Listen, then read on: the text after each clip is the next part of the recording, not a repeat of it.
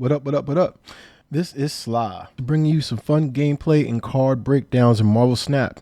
In this video, I discuss the discard build or the archetype and explain why it's a top tier competitor today.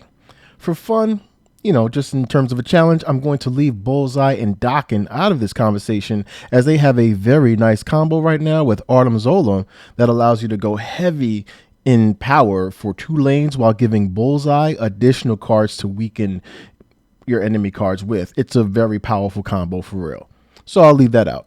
What I wanted to discuss are the more basic cards you usually almost play in discard decks, as I found that they're still competitive and just overall efficient still. Mobius is key. A 2-cost ongoing 0 attack card that goes up by 2 power anytime you discard a card from your hand. Doesn't matter who chucked it from your hand or when, he goes up anytime it happens. So you can draw him on turn 6, and if you draw pretty much discarded 6 cards, you're looking at a 12 attack Mobius in your hand. His low cost and end game power potential make him an easy staple that you almost always put into a discard build. Now, the next one is obvious, but I'll say it anyway. Apocalypse is one of the most badass cards in Marvel Snap. Hands down. Every time he's discarded, he returns back to the hand with 4 power, a fundamental boss card. The only drawback is actually drawing him on turn 6. Other than that, you usually play him on turn 6 for a massive power presence in a lane, but he is more useful as fodder for discarding cards from your hand. He does require cards to actually discard him, so he's useless by himself, honestly. Cards such as Blade, MODOK, and my favorite discarder, Corvus Glaive, allows the flexibility of chucking Apocalypse and getting back more power in your hand in return. Honestly, the cards that discard him make him look good in every fashion. The best card for Apocalypse, however, I'd argue is Dracula. Dracula is a 4-cost 1-power creature whose effect to discard happens at the end of the game. The usual strategy on turn 6, you play the unimportant cards if possible and have 1 big card, usually Apocalypse or even something like the Infonaut.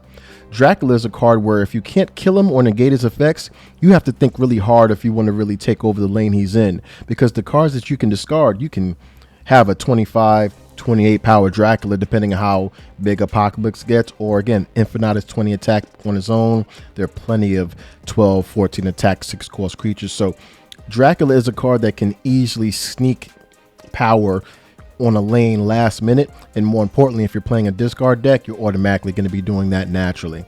Apocalypse can easily get 20 plus power from your regular discarded effects, so having Dracula do the last discard on top of that usually means that you're getting something really beefy in terms of power for Dracula endgame. If I'm being honest, I feel like this card kind of fell off just due to the lack of new cards to help support it in comparison to the new cards that came out that bolstered and boosted other builds and archetypes.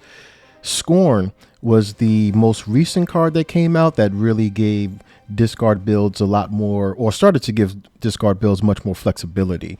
Scorn allows you to have that discarded. Similar to Apocalypse, it'll return to the hand, but he'll actually give a creature 2+ power and himself.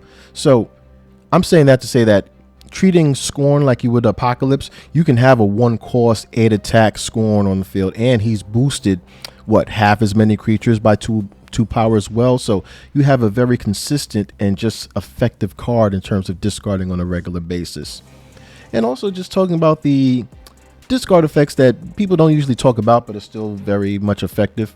Lady Sif, for example, able to discard the highest cost creature in your hand, and that's usually Apocalypse or Infonaut, or just something that you want to have in the grave or just have discarded to activate its effect. So that's a great card in itself. With Scorn being available in the game, I'd also argue that Swordmaster is a very good card.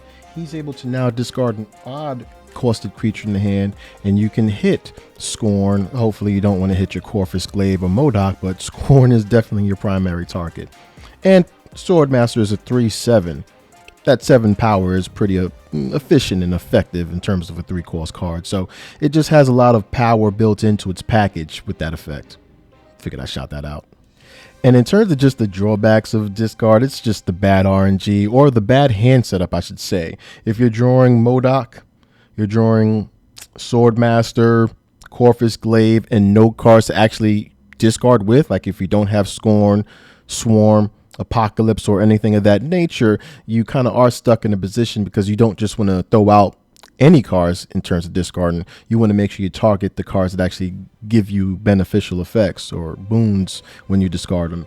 So it's just tricky in terms of timing it right. I think patience is definitely key when you're playing discard. You don't want to just drop cards all day and potentially risk discarding your discard cards, such as Blade or Cowling Wing or something of that nature. You want to actually use those for Helicarrier, Swarm, and really amplify the combo potential of those effects. So having bad RNG in terms of a hand setup is unfortunately one of the drawbacks of playing discard, in my opinion. I've had plenty of bad hands, and I have to kind of be patient with setting them up properly versus an opponent that just has a good hand and is able to kind of play one by one on turn one off the jump.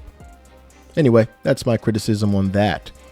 Let me know what you guys think of discard. That's one of my favorite builds in terms of Scorn and Victoria hand. I've used that to actually get into Infinite Season, or just, you know, making it to 100, whatever the fuck you call it. Anyway, it's just been very beneficial for me in terms of just having consecutive wins and not worrying about queue losses. So what are your thoughts on discard? Do you rank it high? Is it even a build that you play, or do you still think it needs improvements?